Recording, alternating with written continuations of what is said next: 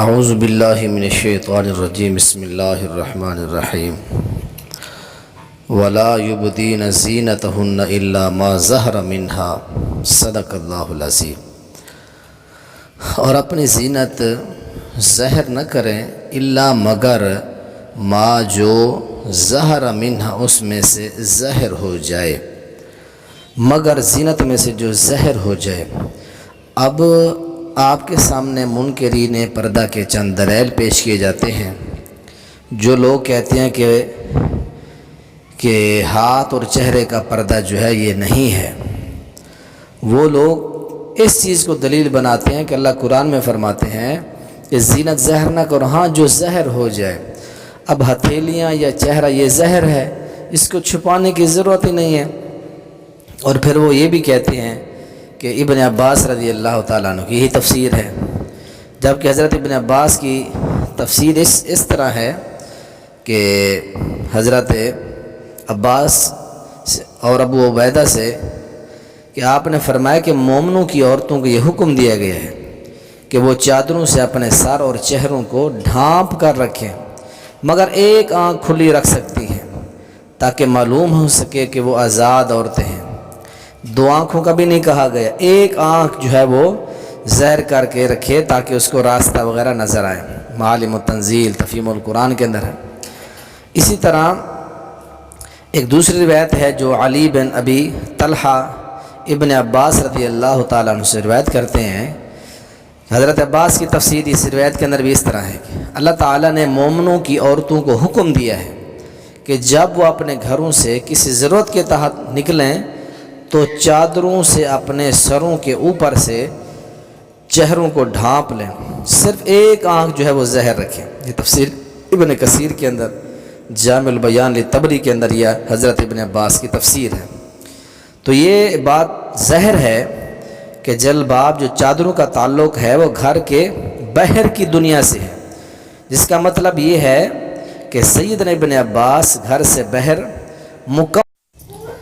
مکمل پردہ کے یعنی چہرے سماعت کے قائل ہیں۔ ان کے موقف میں جو یہ بات آئی ہے کہ زینت میں سے جو ظاہر ہے یعنی چہرہ اور ہتھیلیاں، تو اس کا جو تعلق ہے وہ گھر کی دنیا سے ہے۔ یعنی اگر گھر کے اندر ایسے رشتہ دار آ جائیں جو محرم نہیں ہیں، ان سے ہاتھ اور چہرہ چھپانے کی ضرورت نہیں ہے، تو معلوم ہوا کہ جو منکرین پردہ نے ما ظاہرہ سے جو استدلال کیا ہے کہ عورتیں گھر کے اندر بھی چہرے ہاتھ نہیں چھپائیں گی محرم رشتہ داروں سے، اور اسی طرح غیر محرموں سے باہر بھی نہیں چھپائیں گی، تو یہ ان کا استدلال غلط ہے۔ حضرت عباس فرماتے ہیں کہ ہاتھ اور چہرے کو جو آپ نے ننگا رکھنا ہے، اس کا تعلق جو ہے وہ گھر کی دنیا سے ہے، نہ کہ باہر کی دنیا سے۔ اور اسی طرح دوسری دلیل ان لوگوں کی یہ ہے، منکرین پردہ جو ہیں دوسری دلیل یہ دیتے ہیں، وہ کہتے ہیں کہ حضرت عائشہ رضی اللہ تعالیٰ عنہ سے مروی سنن ابی داؤد کے اندر ایک روایت ہے کہ نبی علیہ السلام کی سالی اسماء بنت ابی بکر رسول اللہ کے پاس آئی۔ انہوں نے باریک کپڑے پہنے ہوئے تھے، تو آپ نے ان سے رخ پھیر لیا اور فرمایا، اسماء یا اسماء ان المرأة اذا بلغت المحیض لم یصلح لها ان یرا منها الا ھذا وھذا۔ ابو داؤد کتاب اللباس۔ اے اسماء، جب عورت بلوغت کو پہنچ جائے تو آپ نے اپنے چہرے اور ہتھیلیوں کی طرف اشارہ کرتے ہوئے فرمایا کہ اس کے اور اس کے سوا کوئی چیز اسے نظر نہیں آنی چاہیے۔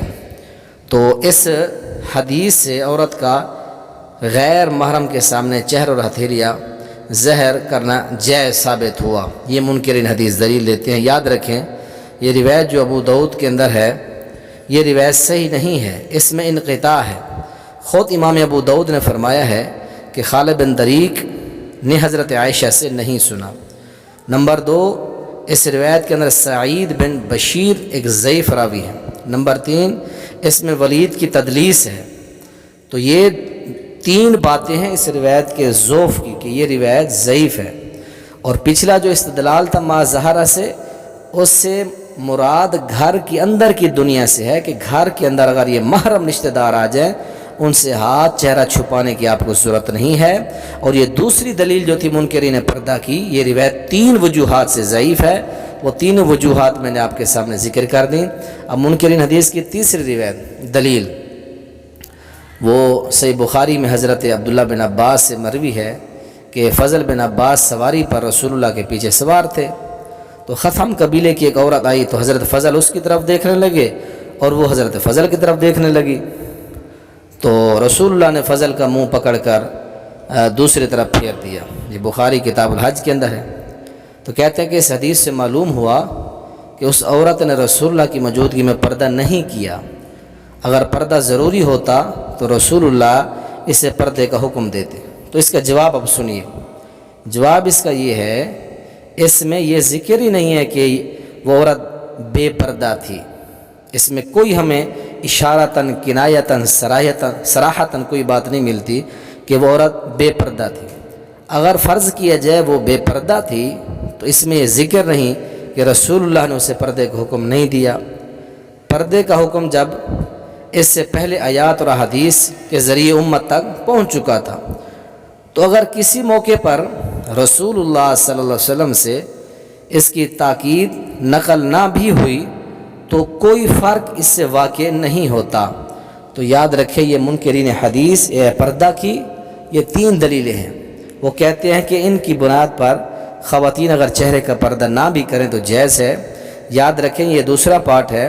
ہم نے پہلے پارٹ کے اندر، پہلے پروگرام کے اندر پردہ کے حوالے سے قرآن سے 5 آیات اور بے شمار احادیث پیش کر کے ہم نے ثابت کیا تھا کہ عورت کے لیے چہرے کا پردہ بلکہ عورت کا پورا جسم ستر ہے، پورا جسم پردہ ہے۔